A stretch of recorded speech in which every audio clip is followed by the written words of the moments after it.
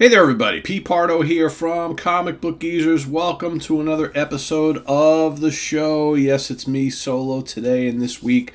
Bill and I are getting together this weekend to shoot a bunch of shows, so he will be back on the show next week. So stay tuned for all those fun episodes coming. For today, and I think this is going to be a two-parter, half I'm going to show today, half I'm going to show on Friday's show.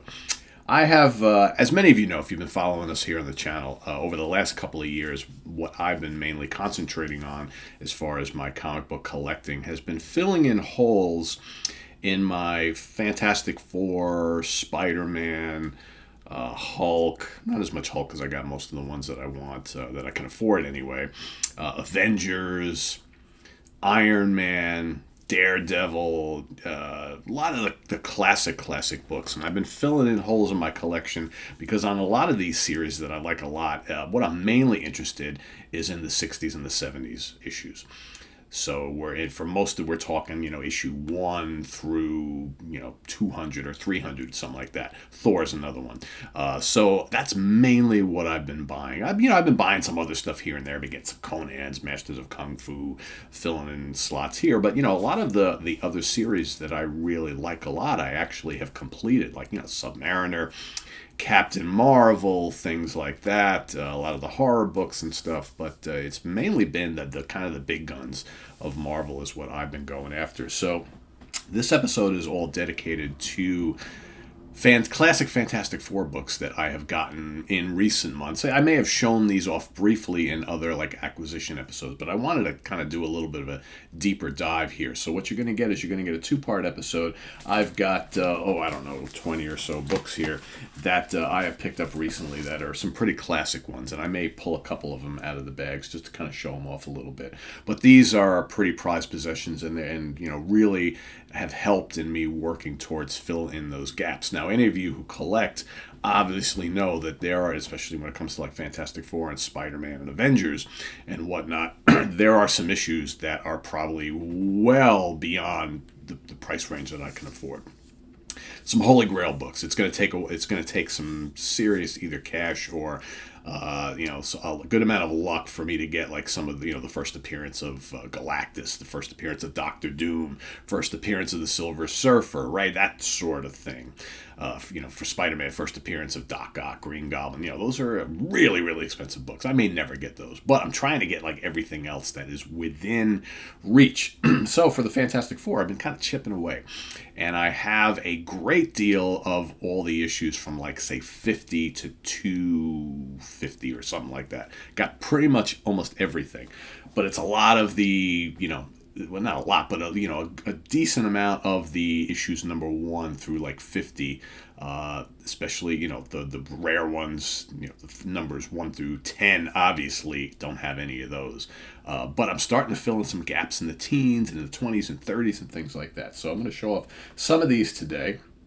First one I'm going to show off here is issue number 17, In the Clutches of Doctor Doom. Okay, so I don't remember even what I picked this up for. Let's just pull this out of the bag a little bit here. So again, one of the early issues, with Doctor Doom, and this particular comic is from 1963. All right, so this is an old Stan Lee, Jack Kirby, Dick Ayers, Art Simic. So that was kind of the team early on for Fantastic Four. Let's see if we got a killer splash page in here. So this is the artwork here is early Kirby, not quite as sophisticated as it would get in the not too distant future. Actually, after this, for me, I think it's when Kirby hooked up with Joe Sinnott on Fantastic Four that things really started to kind of move into high gear. But these early, very sci-fi-ish stories, there's a charm to them. I mean, Doctor Doom doesn't quite look as menacing as he would later on, but still pretty cool. And I was very happy to pick this one up, obviously. So that's the first one we got here today. Next up, we've got issue number 30. Versus the Mysterious Diablo. finally be the villain who succeeds? Will the mysterious Diablo finally be the villain who succeeds in breaking up the fabulous Fantastic Four? Of course, we would see Diablo show up in later issues, and he would kind of pop up from time to time.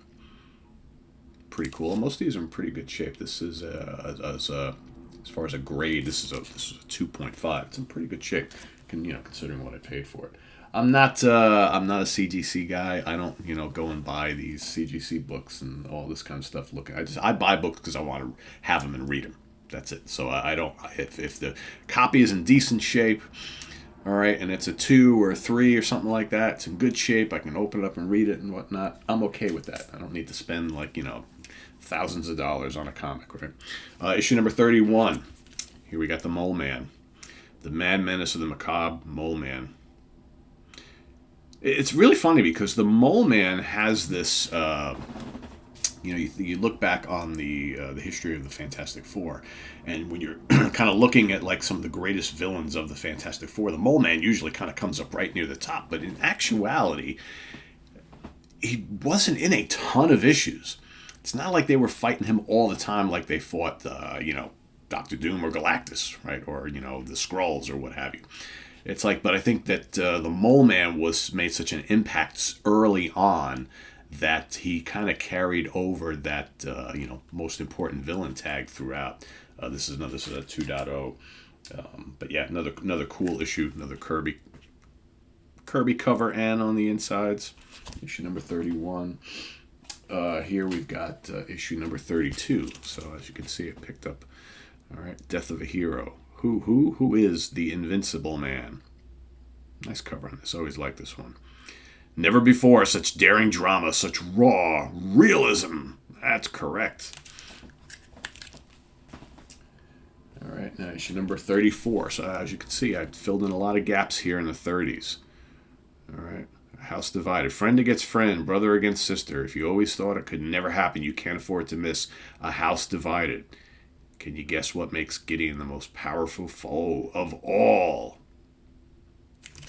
We would see the guys and gal in the Fantastic Four kind of rumbling with each other many, many times. That was something that they did quite often. There was always arguments and battles within the ranks of the Fantastic Four. We didn't see it as much with the Avengers. We did see it from time to time, but that happened here with this team quite often.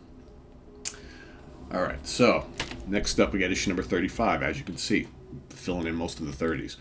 Here's a good one. All right, this is Calamity on the Campus, issue number 35. All right, and this was I paid a pretty penny for this. This was got a Peter Parker cameo in here, and let's see if I can get this one out. So let's take another look at this.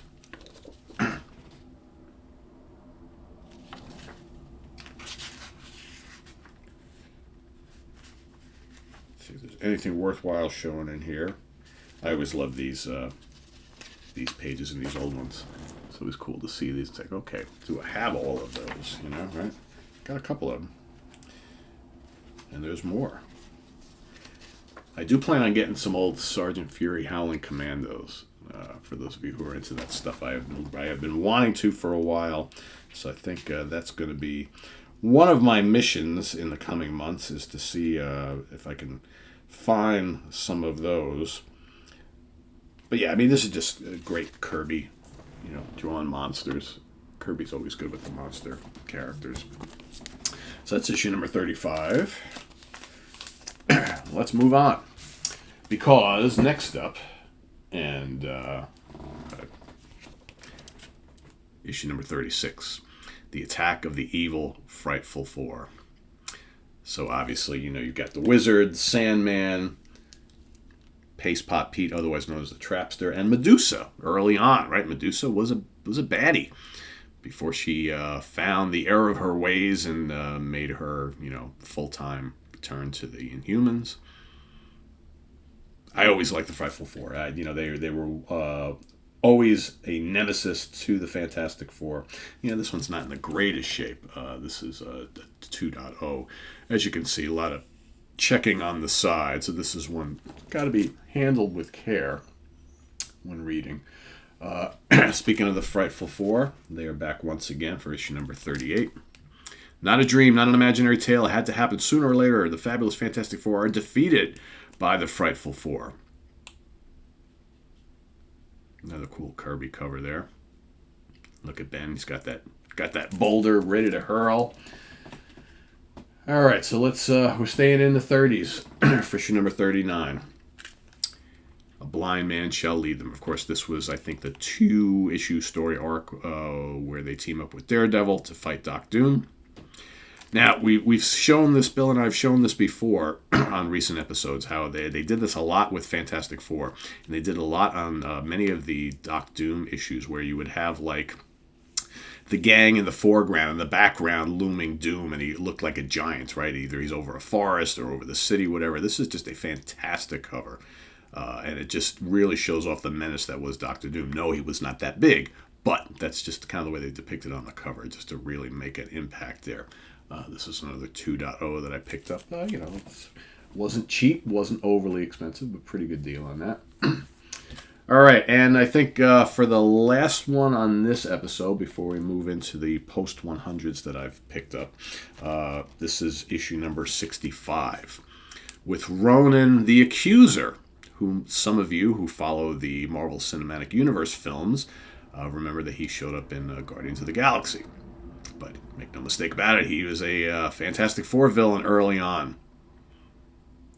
And this is this is listed as a 1.8, and I think it's because one of the staples is loose. But it's a great cover. Now, by this time, as you can see, there's a little bit of a difference in some of the cover art between this and the earlier ones. And this, I believe, is a Kirby and Sinnott. This is definitely a Kirby and Sinnott. There's just something magical about Jack Kirby and Joe Sinnott working together. And as you can see, there is a difference. Look at the difference in the way the thing looks. I mean, just, the textures and whatnot. That was, to me, the dream team right there. And a pretty cool villain here, too. Of course, he's got his, kind of weird, Thor-like mallet type thing that he has, right? But, so there you have it, everybody. That's part 1 of a deep dive into some of the classic Fantastic Four issues that I've picked up in recent months. So stay tuned on Friday for part 2 of this particular theme. And then next week we'll have Bill and I together once again to show you all sorts of cool stuff. So that's coming up. So thanks for watching, everybody. Please subscribe if you haven't already.